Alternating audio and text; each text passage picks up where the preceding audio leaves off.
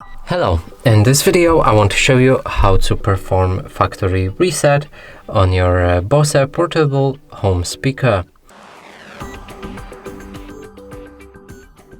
So in order to do this, first let's power on this device. So as you can see, it's powered.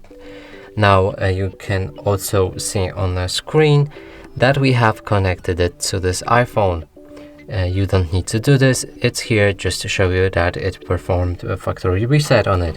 So now let's click on the volume up button and Bluetooth icon like this and hold our finger on the buttons.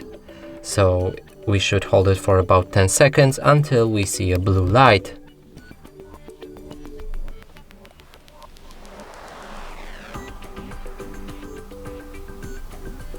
So now it just filled with a white light.